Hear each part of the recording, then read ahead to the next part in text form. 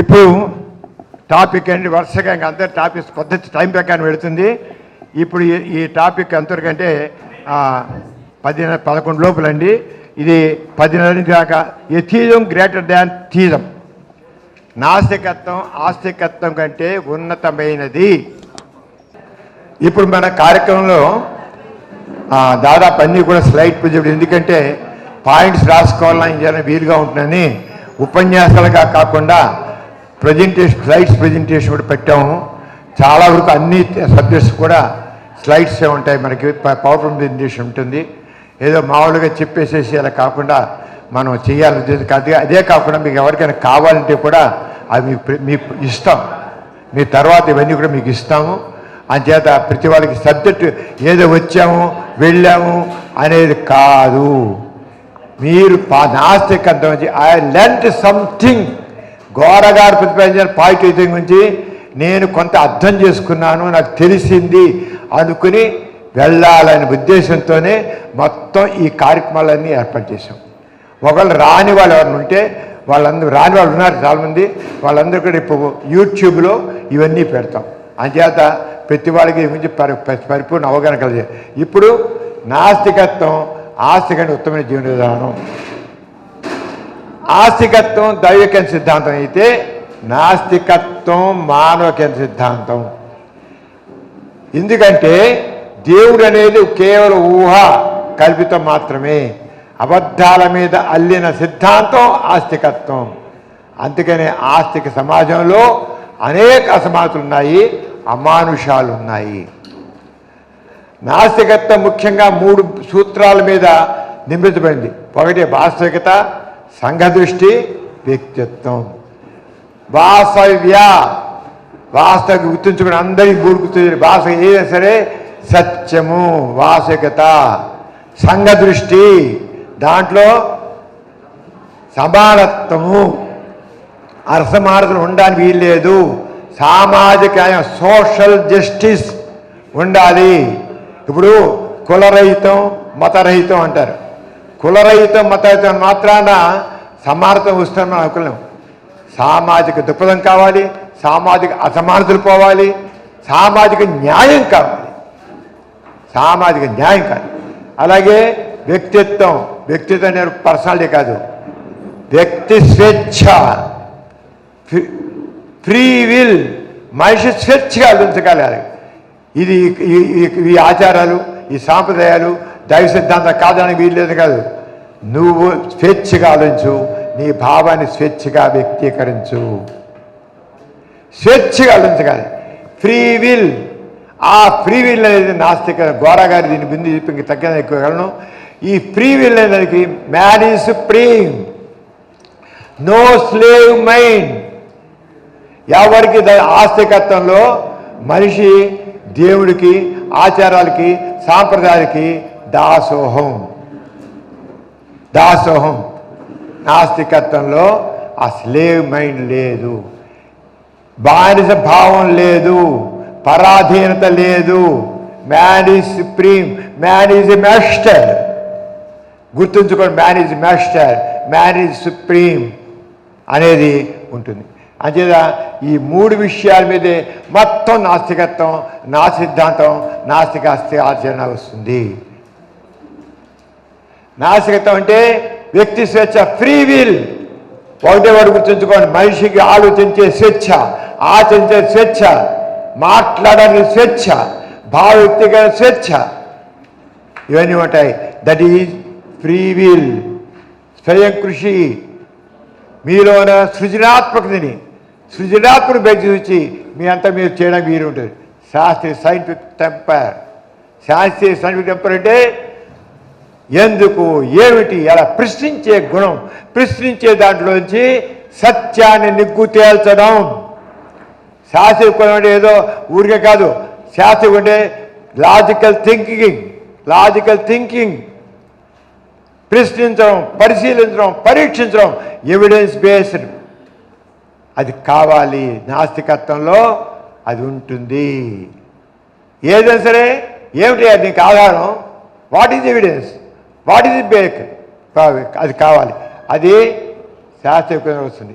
సమానత్వం, social justice, మానవత్వం, బాధ్యత. దీంట్లో ప్రతి వ్యక్తి, ఎందుకంటే మనిషే నాస్తికత్వంలో మనిషి దేనికైనా కర్త కర్మ క్రియ. ఈనాడు సమాజంలో ఈయన అసమానతలు ఉన్నాయంటే కారణం మనమే. ఎందుకని ఊరుకున్నాం. మతం అంటూ దేవుడు ఇది దేవుడి ప్రకారం దేవుడి విల్లు అని చెప్పుకుని ఊరుకున్నాం. మతం అని ఊరుకున్నాం, కులం అని పెట్టి ఊరుకున్నాం, ఆచారం ఊరుకున్నాం, సంప్రదాయాన్ని ఊరుకున్నాం. కానెవరు మనమే. ప్రతి దానికి ఈ కొన్ని అన్నిటికీ కారణం బాధ్యత మనదే. మనిషి దానికి మంచి చేయాలన్నా చెడు చేయాలన్నా మనిషి. ఇక్కడ ఏమైనా అసమానతలు అంటే కారణం మనమే. దాన్ని తీర్చిదిద్దేది కూడా మనమే, పెట్టింది కూడా మనమే. అంచేత ఈ మనిషి మరొకటి ఈ మనిషి. అంచేత మనం మారుస్తాం. అంతేకాని కర్మ, దురదృష్టం, నురిరాత, భ్రమలిఖితం ఇవి లేవు. విధిరాత అనేది లేదు, బ్రహ్మలిఖితం లేదు. మనిషే. ఈ సమాజంలో ఏమైనా అసమానతలు ఉన్నాయంటే అప్పుడు మనుషులు ఊరుకోబట్టున్నాయి. అంచేత బాధ్యత మనిషిదే. భైరతం, పెద్దానికి భయం. ఏమో ఈ ఆచారాలు ఉంటాయో, ఈ సాంప్రదాయాలు ఉంటాయో, దేవుడు ఏం చేస్తాడో, దేవతలు ఏం చేస్తారో, శపిస్తారో, ఈవెన్ నో ఫియర్, ఫియర్లెస్. అంటే చెడు చేయాల్సి ఫియర్ కాదు, సామాజిక బాధ్యత. చెడు చేయడు, ఎందుకంటే సామాజిక బాధ్యత. అంచేత భయరహిత జీవితం. ఫ్రీగా ఆలోచిస్తాడు, ఫ్రీగా ఆలోచిస్తాడు. బహిరహితం మొత్తం ఆస్తిక సమాజంలో దైవ భయం వల్ల, ఆచారాల భయం వల్ల, సాంప్రదాయాల భయం వల్ల, శాప భయం వల్ల, వీడెవడు చేస్తున్న భయం వల్ల వీటన్నింటినీ సహిస్తూ కూర్చుంటాడు. వాటిని తీసి భయపడితే ఫ్రీ ఫ్రమ్ ఫియర్ ఉంటాడు, బాధ్యతగా హరిస్తాడు. అంచేత అది ఆస్తికత్వం మనిషి ఆధారపడేలా చేస్తుంది. డిపెండెన్స్.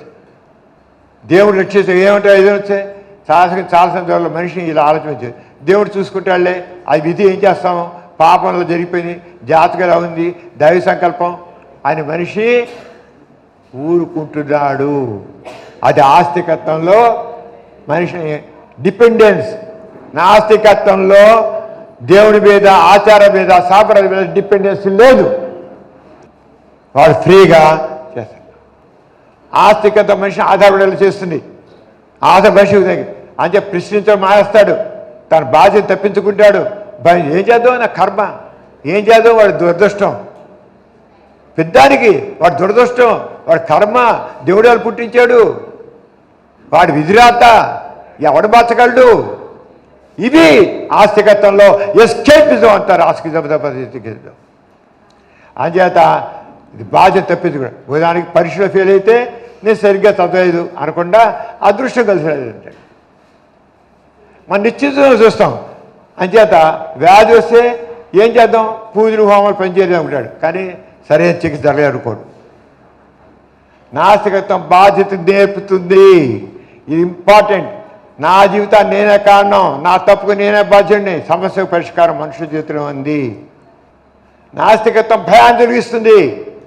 దేవుడి భయం, కులం భయం, మతం భయం, సాంప్రదాయ భయం, ఆచారాల భయం, ఈ భయాలన్నీ పోగొడుతుంది. దేవుడి భయం, పాప భయం, నరక భయం, శాప భయం, దోష భయం. కానీ ఆస్తికులు ఎస్కేపిస్టులు, స్వార్థపరులు. అందుకని ఇన్ని భయాలున్నా దేవుడేది అబద్ధం కనుక ఇండైరెక్ట్గా దేవుడి గురించి భయం లేకుండా తయారయ్యారు. ఎందుకని వాస్తవ జీవితంలో నరకం కానీ, వాస్తవ జీవితంలో దేవుడి యొక్క శాపాలు కానీ వాస్తవ జీవితంలో లేదు కనుక మనిషి స్వార్థపరుడిగా హరిస్తున్నాడు, దుర్మార్గుడు హరిస్తాడు, దుష్టత్వం చేస్తున్నాడు వాడు ఆస్తికుడు. నాస్తికత్వం భయాన్ని తొలగిస్తుంది. సత్యం తెలుసుకుని జీవించు, భయంతో కాదు వివేకంతో జీవించు. భయం తగ్గినప్పుడు మనిషి భయం ఎప్పుడు తగ్గుతుందో మనిషికి ప్రశ్నిస్తాడు, పరిశోధిస్తాడు, సత్యాన్ని అన్వేషిస్తాడు. శాశ్వతం, నాస్తికత్వం. శాశ్వతం అనేది వర్షం రాకపోతే యజ్ఞాలు చేస్తే వర్షం పడుతుందా? ఇప్పటికీ మన మంత్రులు చెప్పేవాళ్ళు, యజ్ఞాలు చేయండి, యాగాలు చేయండి అని, కప్పలు పెళ్ళిళ్ళు చేయండి, కాదు ఇది మాకు తెలుసు మనకి. అంచేత నాస్తికత్వం శాస్త్రీయ ఆలోచన దగ్గరగా ఉంటుంది. వ్యాధికి వైద్యం, పేదరికానికి ఆర్థిక సంస్కరణలు, వివక్షకు సామాజిక మార్పు. కుల వ్యవస్థ నిలబెట్టింది ఆస్తికత్వమే కాదంటారా? మనుస్మృతి ఏం చెప్పింది? ఈ మతాలన్నీ దేనికి సంబంధించినవి? దేవుడికి సంబంధించినవి. మతం చెప్పిన అర్థం ఏంటి? దేవుడి.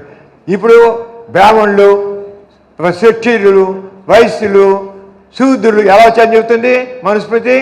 దేవుడు నుదిటి నుంచట బ్రాహ్మణు పుట్టాట, భుజాల నుంచి క్షత్రులు పుట్టాట, ఇక్కడి నుంచి ఏమో వైశ్యులు పుట్టాట, పాదాల నుంచి శూద్రులు పుట్టాట, కింద పాదాల ధూళి నుంచి పంచము పుట్టాట. ఎవరి దగ్గర నుంచి పుట్టారు వీళ్ళు? ఎక్కడి నుంచి పుట్టారు? దేవుడి నుంచి పుట్టించారు. అంటే ఈ సమాజంలో ఉన్న ఈ అసమానతల వల్ల ఎవరు?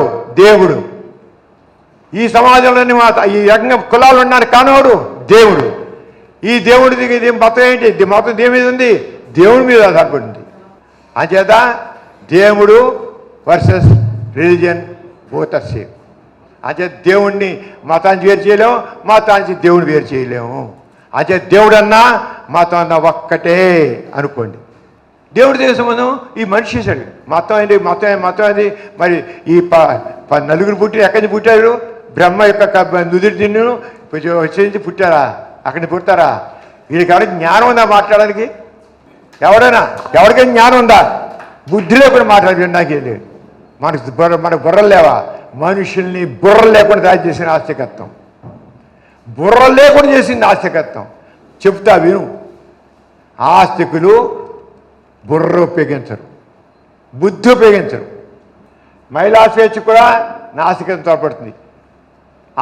చాలా ఆచారాలు మహిళలు బానిసలు చేసాయి, అంతే కదా? ఆస్తికత్వంలో మీరు చదవండి ఒకసారి. అమ్మ బాబాయ్ మనుస్మృతి చదివితే ఒళ్ళు జలధరిస్తుంది.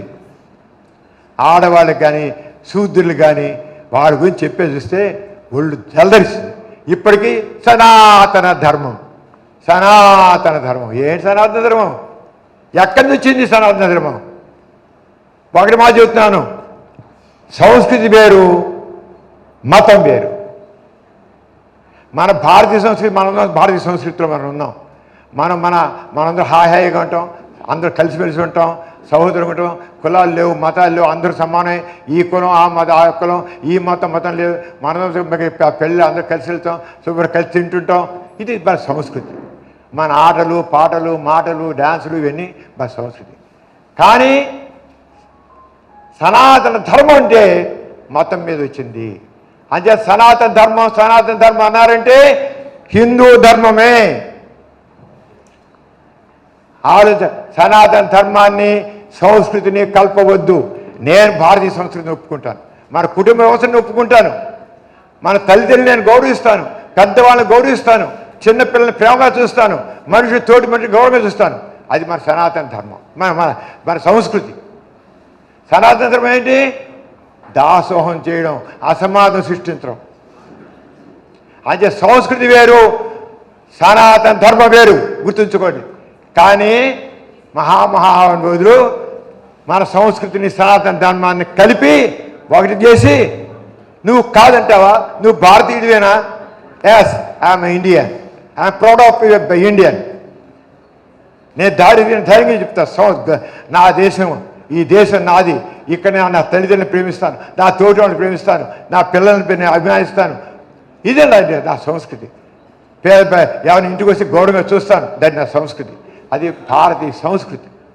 సంస్కృతి వేరు, సనాతన ధర్మ సనాతన మతంతో ఉంది, గుర్తించండి. అది గందరగోళం వద్దు.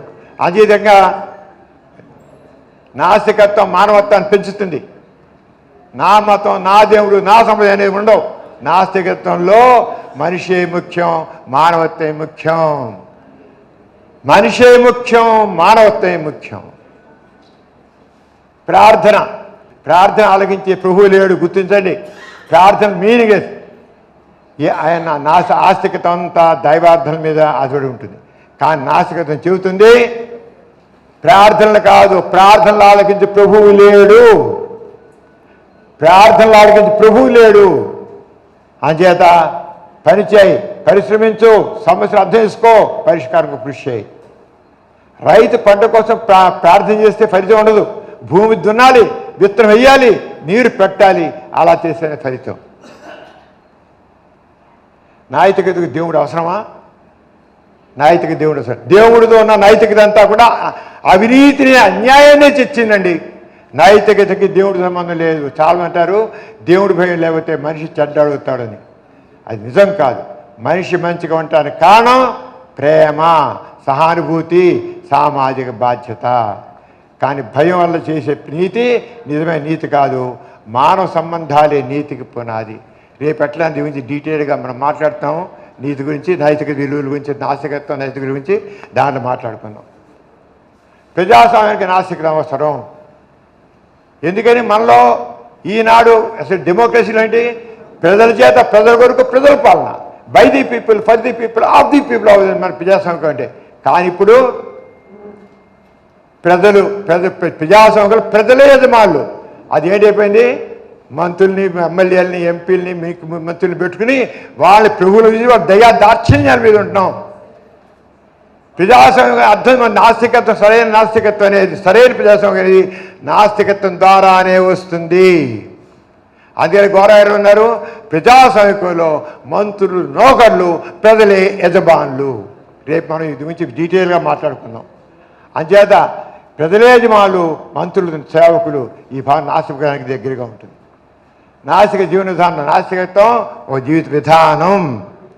సత్యాన్ని స్వీకరించడం, భయం లేకుండా జీవించడం, సమానత ప్రవర్తించడం, మానవత్వ పనిచేయడం, ఈ నాస్తిక జీవిత లక్ష్యాలు. ఆస్తికత్వం ప్రశ్నలు అడ్డుకుంటే నాస్తికత్వం పరిశోధనని ప్రోత్సహిస్తుంది. ఆస్తికత్వం పరలోకాన్ని చూపిస్తే నాస్తికత్వం ఈ లోకాన్ని మెరుగుపరచమంటుంది. అందుకే దైనందిన జీవితంలో నాస్తికత్వం ప్రభుత్వం ఉపయోగకరమైనది, మానవీయమైంది, శాస్త్రీయమైంది. మనిషిలో బానిస పనికిరాదు. మనిషి కర్త, కర్మ, క్రియ. Man is master, no slave mind. జై ఇన్సాన్.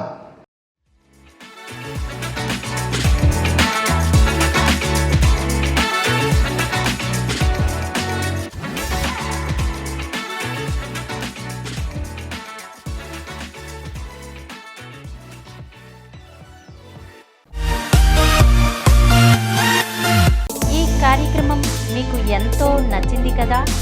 ఇటువంటి మరిన్ని వీడియోల కోసం అనతి కాలంలోనే 21 కోట్ల వ్యూస్ సాధించిన సమరం ఛానల్స్ సమర్పించు ఎథిక్స్ సెంటర్ ఛానల్కు సబ్స్క్రైబ్ చేయండి, లైక్ చేయండి, మీ ఫ్రెండ్స్కి షేర్ చేయండి. అలాగే ప్రక్కనున్న గంట సింబల్ని ప్రెస్ చేయడం మర్చిపోకండి.